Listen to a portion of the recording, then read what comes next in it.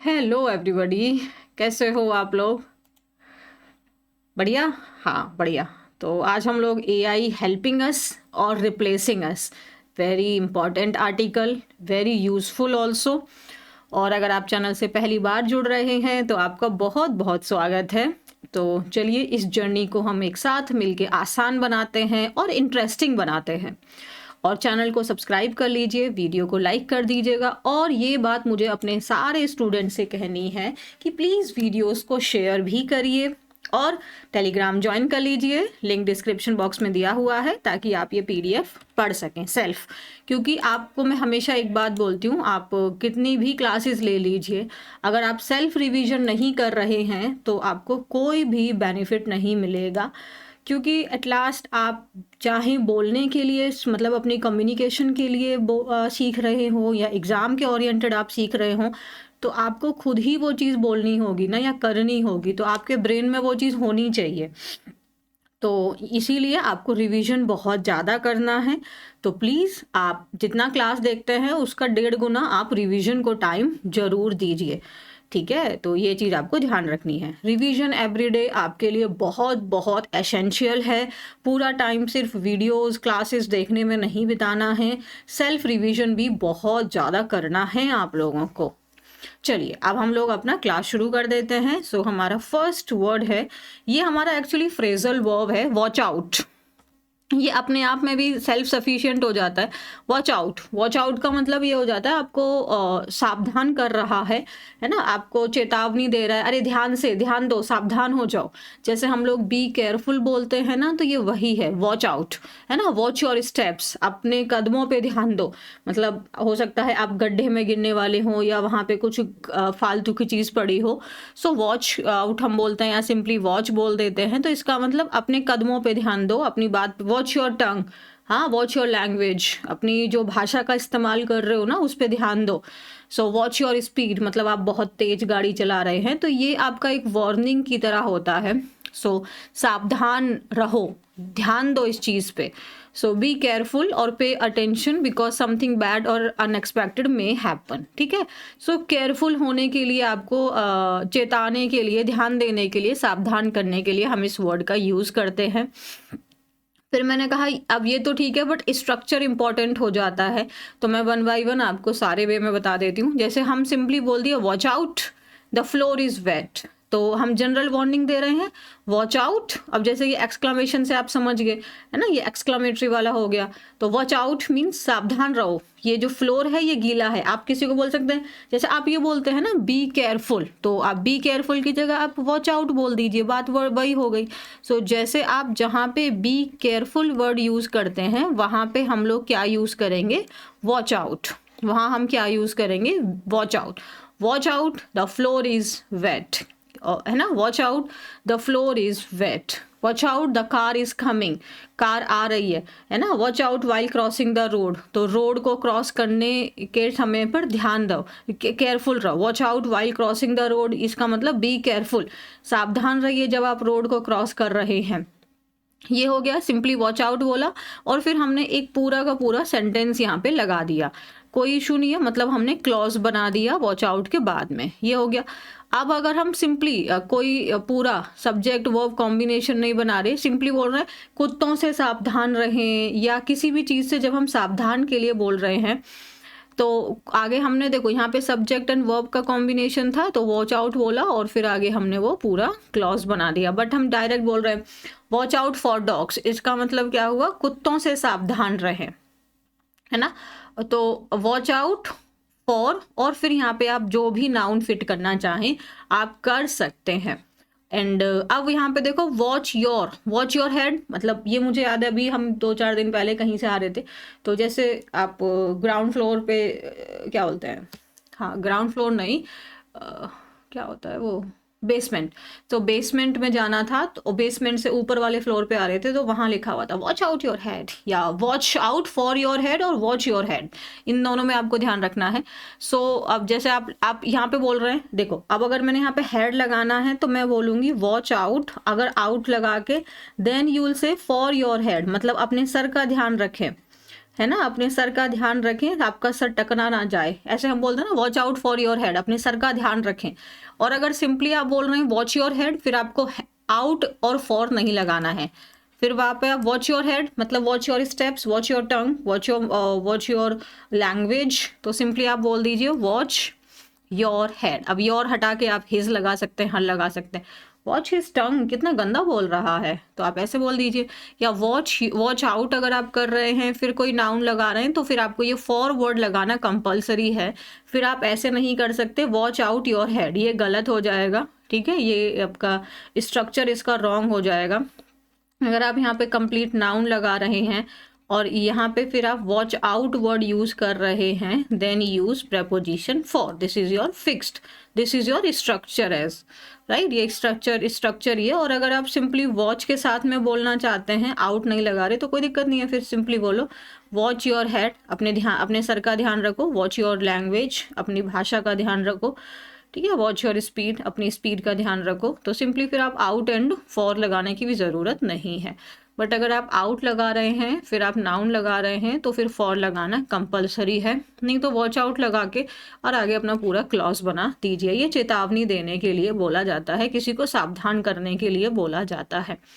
Done है, ये हमारी फ्रेजल वर्ब हो जाता है। फ्रेजल वर्ब मतलब वर्ब और प्रेपोजिशन का कॉम्बिनेशन है ये।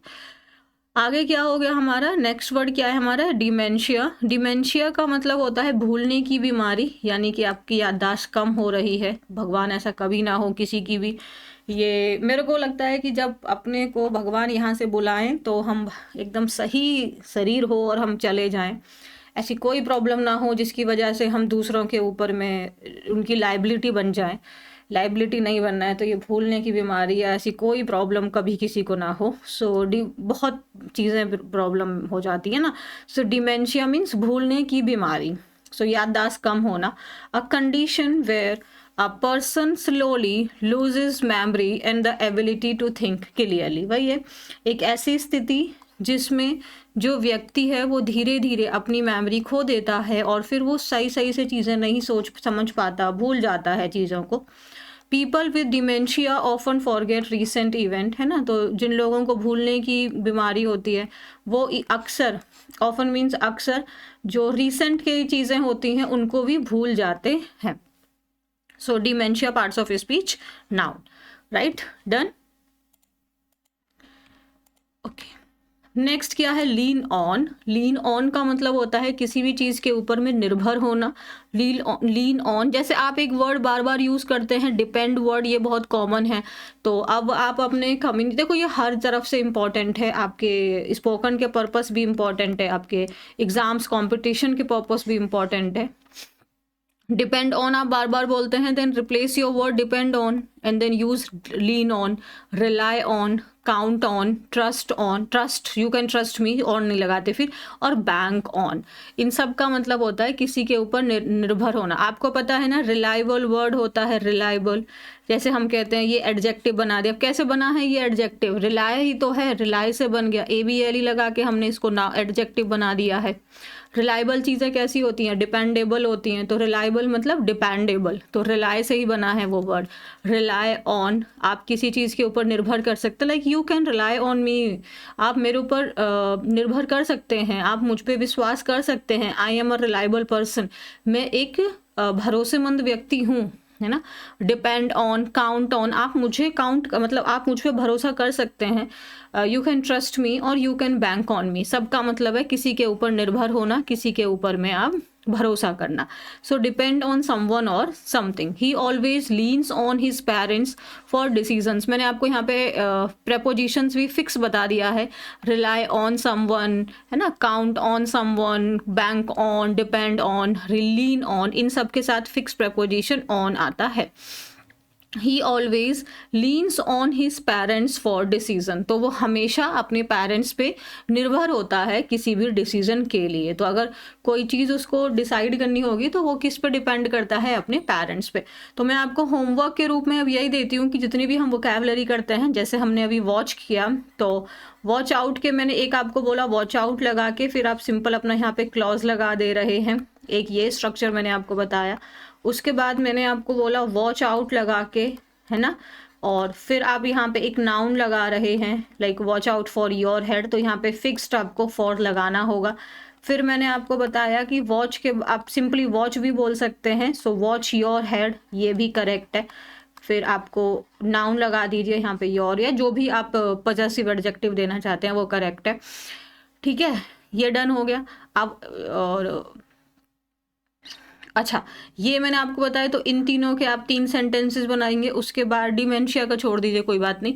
फिर आप लीन ऑन के रिगार्डिंग में आप मुझे 2 सेंटेंस बनाएंगे, जिसमें से आप इन किसी भी सिनोनिम्स को यूज़ करके 2 सिनोनिम्स का यूज़ करके 2 सेंटेंस होंगे, और नेविगेट को लेके 1 सेंटेंस होगा। तो ये आपका एवरीडे का होमवर्क है। आज का होमवर्क मैंने आपको बता दिया, 3 + 2 5 + 1 6, तो 6 सेंटेंसेस तो मेरे पास में आने ही चाहिए। नेविगेटिंग हमारा जैसे नेविगेट GATE ये वर्ब होता है, वैसे है ना ING लगा के हम इसको प्रेजेंट पार्टिसिपल की तरह यूज़ कर रहे हैं। So navigating means to find your way, आप अपना रास्ता ढूंढ रहे हैं। तो वास्तविक रास्ता हो सकता है, जैसे कि आप गूगल मैप का इस्तेमाल करते हैं ना नेविगेट करने के लिए। जैसे आप किसी लोकेशन पे गए हैं, जिस लोकेशन से आप फेमिलियर नहीं है, तो आप गूगल मैप का रास्ता यूज़ करते हैं अपने रास्ते को ढूंढने के लिए, तो वो नेविगेट कर रहे हैं, मीन्स आप अपना रास्ता फाइंड कर रहे हैं। तो ये रियल हो गया, फिजिकल हो गया ये आपका, एंड ये आपका लिटरल हो गया, मतलब ये सॉरी लिटरल हो गया, ये फिगरेटिव हो गया। और टू हैंडल और मैनेज अ सिचुएशन, तो जैसे कोई डिफ़िकल्ट सिचुएशन है, कोई प्रॉब्लम है, या कोई आपका लाइफ का फेज़ है, आप उसको हैंडल कर रहे हैं, उसको मैनेज कर रहे हैं। सो नेविगेटिंग मीन्स गाइडिंग, कोई आप जो मैप होता है गूगल मैप जनरली, तो वो मैप आपको क्या करता है, नेविगेट कर रहा है, मीन्स आपको गाइड कर रहा है। आप मैनेज कर रहे हैं, हैंडल कर रहे हैं किसी भी तरीके से, फिजिकल वे में या आप फिगरेटिव वे में अपना रास्ता ढूंढ रहे हैं। डायरेक्टिंग, जैसे she is navigating a difficult time in her life, तो क्या ये कोई आप देख सकते हैं इस चीज़ को? नहीं, आप इसे महसूस कर सकते हैं। इसका मतलब क्या हुआ, she is going through a difficult time, तो वो उस चीज़ को कैसे कर रही है, उससे रास्ता निकालने की कोशिश कर रही है, उसको मैनेज कर रही है, उसको हैंडल कर रही है डिफ़िकल्ट टाइम को अपनी लाइफ में। And we are navigating through traffic, मतलब हम ट्रैफिक से रास्ता ढूंढते हुए हम बाहर निकल रहे हैं, हम ट्रैफिक से बाहर निकल रहे हैं। So to find your way. Okay, अब देखो, watch out for digital dementia, watch out दिया हुआ है यहाँ पे, और ये आपका इम्पेरेटिव सेंटेंस नहीं हो गए। इम्पेरेटिव सेंटेंसेस कौन से होते हैं, जो आपको डायरेक्टली ऑर्डर दे रहे हैं, कमांड कर रहे हैं, रिक्वेस्ट कर रहे हैं, जैसे bring a glass of water, तो ये वही वाला हो गया जो वर्ब की फर्स्ट फॉर्म से शुरू होता है, जैसे बी केयरफुल, ये आपका इम्पेरेटिव सेंटेंस है, तो ये वर्ब हो गई। सो वॉच आउट किस चीज़ के लिए, डिजिटल डिमेंशिया, ये नाउन हो गया। तो देखो मैंने बोला वॉच आउट लगाएंगे, तो फिर हम क्या लगाएंगे वहाँ पे, फॉर लगाएंगे। वॉच आउट डिजिटल डिमेंशिया नहीं होगा, वॉच डिजिटल डिमेंशिया होता, फॉर है क्योंकि आउट लगाया है। तो अब डिजिटल यानी कि जो ऑनलाइन चीज़ें हैं, उसकी वजह से हम अपनी याददाश्त को खोते जा रहे हैं, तो इस चीज़ के ऊपर में आपको ध्यान देना है। अ monk sits quietly beneath a tree, eyes closed and mind calm. एक साधु बैठता है शांति से, क्वाइटली, ये क्वाइट आप जानते हैं एडजेक्टिव है, ठीक है, और इसका एडवर्ब फॉर्म बना दिया क्वाइटली, तो शांत हो गया ये। और याद रखना है QUITE मतलब काफ़ी हद तक, एनफ। तो यहाँ पे शांति के बोल रहा है, बीनीथ अ ट्री मतलब ट्री के नीचे, तो बीनीथ अ ट्री का मतलब हुआ ट्री के नीचे एक मंक शांति से बैठा हुआ है, आंखें उनकी क्लोज्ड हैं और माइंड एकदम शांत है। इन साइलेंस, अगर शांति में ही फाइंड्स क्लैरिटी, तो शांति में हम क्या ढूंढते हैं, हमें क्लैरिटी मिलती है। लेकिन मैं आप लोगों से पूछना चाहती हूँ, कितनी देर, ये 24 घंटों में से कितनी देर आप टाइम देते हैं जब आप एक्चुअली में मेडिटेट नहीं कर रहे, बट शांति से बैठ के आप अपने बारे में सोच रहे हैं, अपनी लाइफ को अंडरस्टैंड कर रहे हैं, अपने एक्शंस को वॉच आउट कर रहे हैं, बताइए मुझे। Now imagine bringing that same mindset to our use of artificial intelligence. तो अब आप इमेजिन करिए, सोचिए, है ना, इमेजिन करिए। मैंने आपको पढ़ाया था इमेजिन के बाद अगर वर्ब आती है तो ING फॉर्म में आती है। तो इमेजिन ब्रिंगिंग दैट, वही, दैट मतलब वही शांत वाला दिमाग, वही शांत सेम माइंडसेट, वो एकदम काम रिलैक्स माइंड, हम अपने आर्टिफिशियल इंटेलिजेंस, अब जो ये वर्ल्ड है, जो अब आज की दुनिया है, ये एआई की दुनिया है, तो अगर हम इस एआई की दुनिया में अपने उस काम रिलैक्स दिमाग से हम इस एआई का यूज़ करें, तो सोचिए हम कैसे कैसे चीज़ें कर सकते हैं।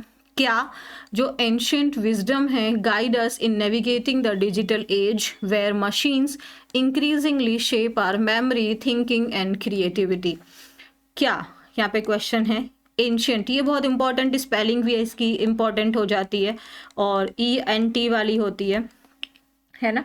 तो जहाँ पे आपको IE और EI के पेयर में गड़बड़ी आए, वो सेंटेंस सॉरी शब्द आपको दिखाई दे, वहीं आपको अवेयर हो जाना है और उसको लर्न कर लेना है।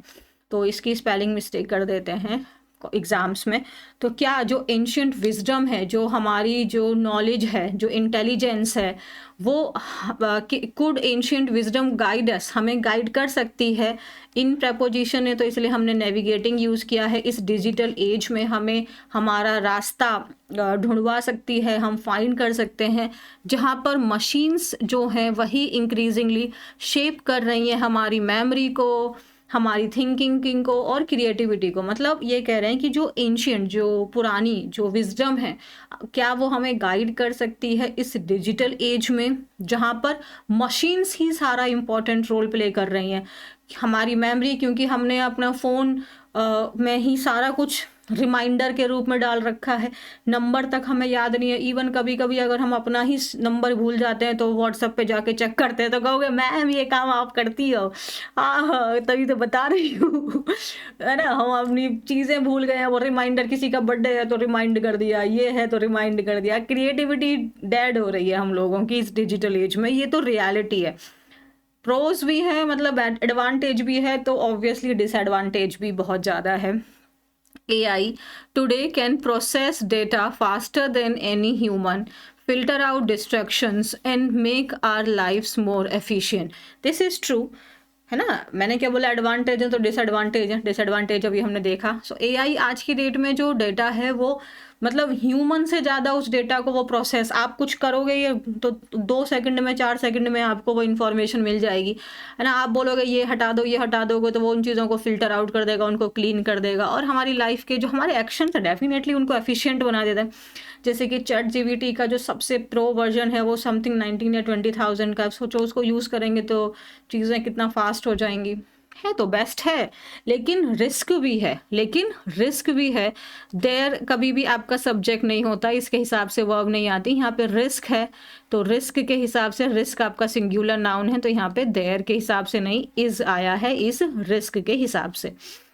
जस्ट एज एग्जाम्पल के रूप में रिस्क भी है, जैसे कि आगे, the tin woodman of old stories lost his humanity piece by piece as he turned into metal, we too risk weakening our memory and problem solving abilities if we lean on AI for everything. समझ में आया?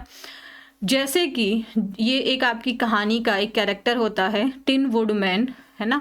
ये एक आपका would cutter होता है और फिर इसको कर्स कोई वो देता है, क्या बोलते हैं, श्राप देता है, जिसकी वजह से ये धीरे से मतलब 1 by 1 ये टिन में बदल जाता है।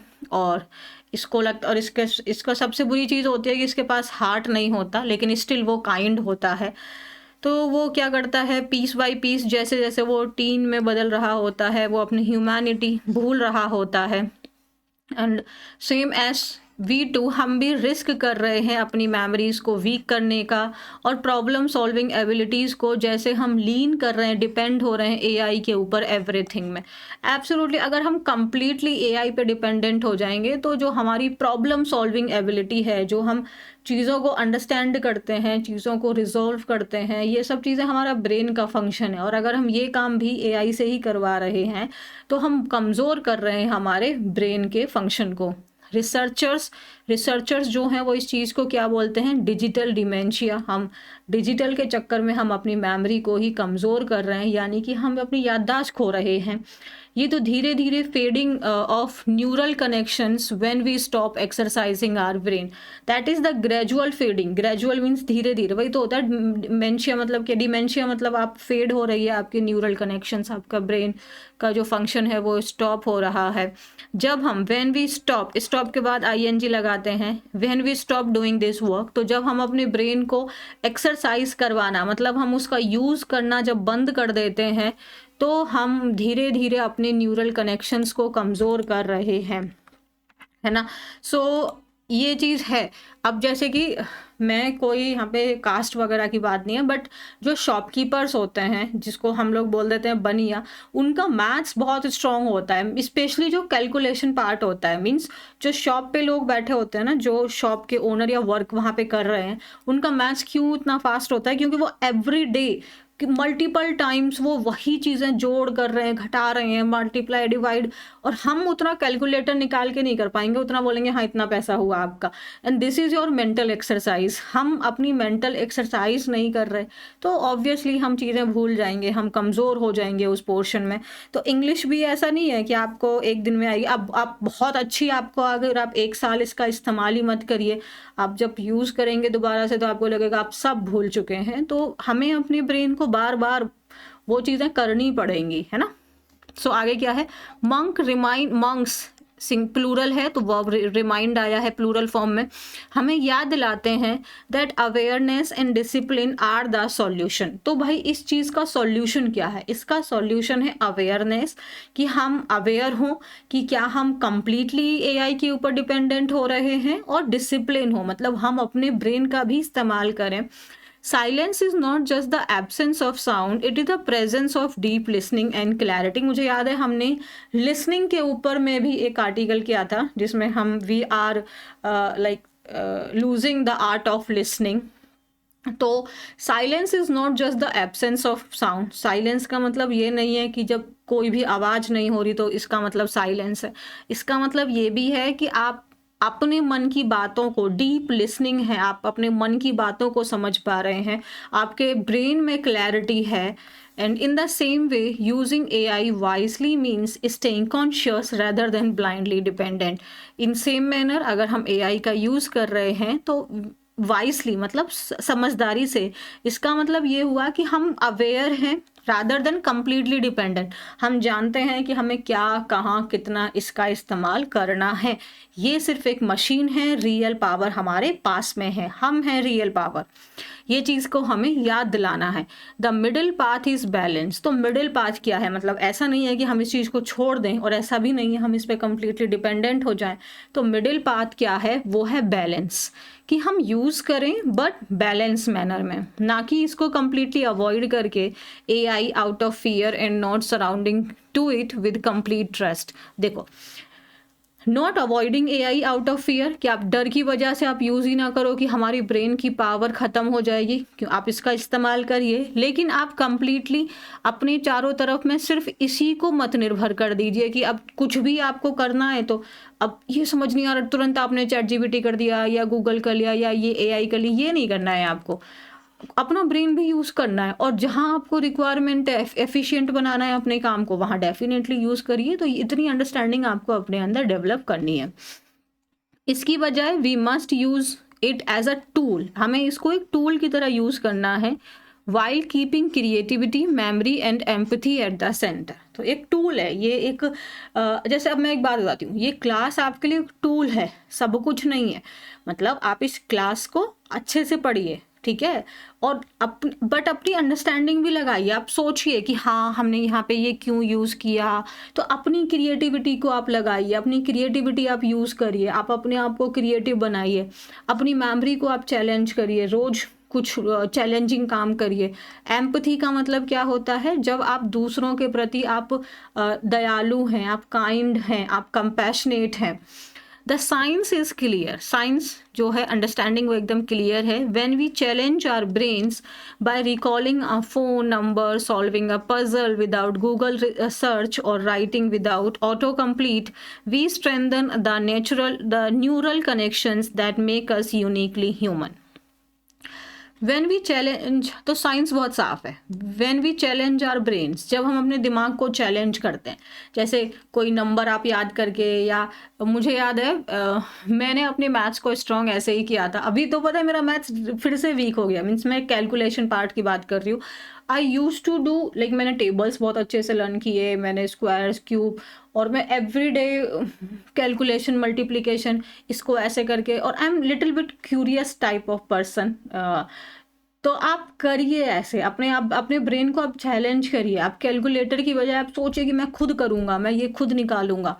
सो चैलेंज योर ब्रेन, तभी तो आपका ब्रेन फास्ट होगा ना। तो आप नंबर को याद कर रहे हैं, पजल सॉल्व कर रहे हैं, कुछ लिख रहे हैं, नहीं तो फिर हम लोग चैट जीपीटी ओपन कर देते हैं, वो हमारे सेंटेंस को कंप्लीट कर दे रहा है।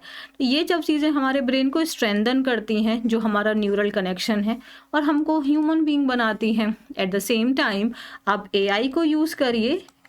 AI can serve as a partner, AI can work as a partner, taking over repetitive task and giving us more space for imagination। तो जो काम में, जैसे सपोज मुझे थंबनेल बनाना, ये मैंने ही बनाया है, तो अब मैं डेफिनेटली यहाँ पे इसका यूज़ कर सकती हूँ, हाँ मुझे ये वाली एक इमेज जनरेट करके दे दो, या ये अपनी तरफ से मुझे कुछ सजेस्ट कर रहा है, definitely I will take help. तो definitely AI can serve you as a partner, but it is not like मैं I will use my own brain कि मुझे क्या चीज़ें कैसे प्लेस करनी है ना। So it is complete my creation. ये मुझे बहुत सजेस्ट करता है, मुझे नहीं पसंद आता। So it should be your creation, but use it as a tool. Okay, the real danger is not AI itself, but the possibility of forgetting who we are when we stop thinking for ourselves। Absolutely, real danger AI नहीं है, real danger ये है जब हम अपने आप को ही भूल जा रहे हैं कि मैं कौन हूँ, मेरी क्या पावर है। सो but the possibility of forgetting of preposition है, इसीलिए यहाँ पे verb आई है, forgetting who we are, हम कौन है। अब आप मेरे से आप ये पूछोगे कि मैम यहाँ पे who के बाद में आपने यहाँ पे सब्जेक्ट यूज किया हुआ है इन्होंने, ऐसा क्यों? क्योंकि यहाँ पे ये कोई क्वेश्चन नहीं पूछ रहा है। या फिर आप एक बात ऐसे ध्यान रख लेना, ये एक्चुअली में एडवर्ब है। एडवर्ब, हम कौन है, कौन, तो ये एडवर्ब है वैसे तो।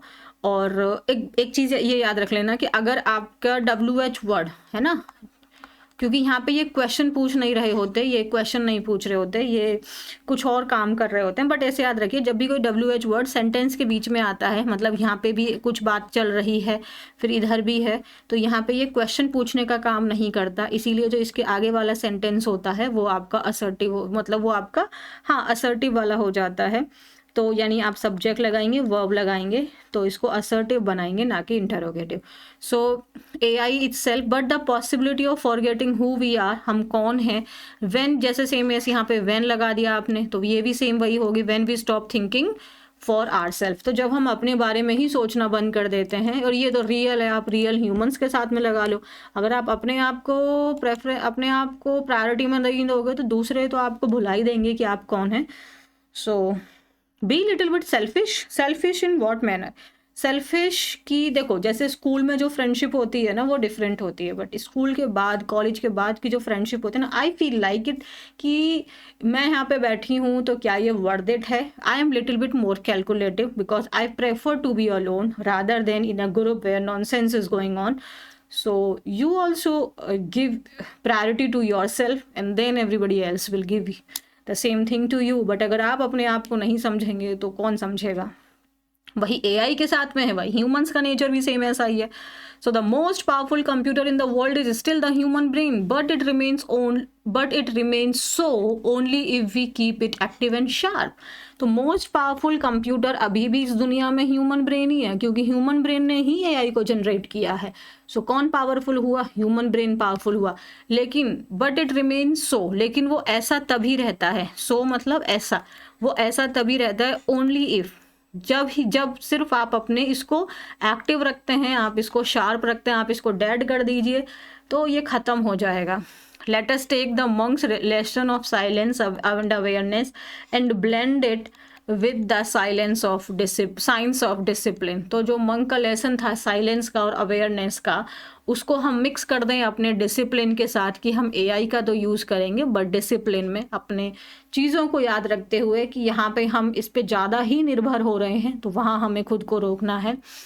AI can handle the noise, ये शोर को तो हैंडल कर सकती है, लेकिन ये हमारी रिस्पॉन्सिबिलिटी है कि हम प्रोटेक्ट करें अपनी मेमोरी को, अपनी क्यूरियोसिटी को एंड अपनी क्रिएटिविटी को। अगर हर चीज़ आप AI के ऊपर डाल देंगे तो आपकी सोचने की पावर तो ख़त्म हो जाएगी। इफ़ वी डू दिस, अगर हम ऐसा करते हैं, we will not merely survive the AI age, merely means only, हम सिर्फ इस AI एज को ही नहीं सर्वाइव करेंगे, बल्कि we will shape it with wisdom, हम इसको एक नया ही आकार दे देंगे, हम इसको एक नया ही स्वरूप दे देंगे अपनी इंटेलिजेंस के साथ में। There is difference between intelligence and your knowledge. आप बहुत नॉलेजेबल पर्सन हो सकते हैं, बट ज़रूरी नहीं है आप बहुत इंटेलिजेंट हो। तो ये चीज़ें हम सीखते हैं। जैसे मुझे याद है, मेरे दादाजी वो पढ़े लिखे नहीं थे, उनको बुकिश नॉलेज नहीं थी, but he was very intelligent. तो आपको भी अपनी विजडम को, अपनी इंटेलिजेंस को ग्रो करना है, और वो ग्रो होती है जब आप सेल्फ को टाइम देते हैं, जब आपके पास कोई और काम नहीं है करने के लिए, मीन्स आपने अपना टारगेट कंप्लीट कर लिया। Then don't surround yourself with your phones, you are scrolling reels endlessly, don't do this.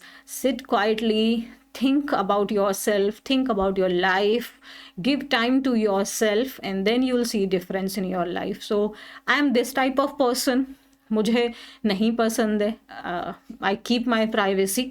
सो मैं ये चीज़ आपको बहुत अच्छे से सजेस्ट कर सकती हूँ कि अगर आप अपने आप को अलग रखते हैं, थोड़ा सेल्फ टाइम देते हैं, self time in the sense कि you are thinking about your own life and the world around you, you will see things in a different manner.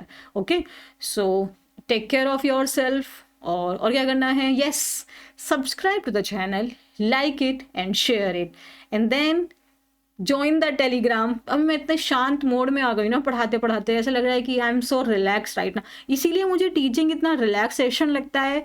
I am feel like I am relaxed. I don't feel like it is my job or I'm working something.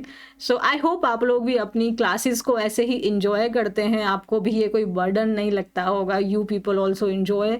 सो जब तक enjoyment नहीं है life में, तब तक तो हर काम burden ही लगता है। So find your enjoyment.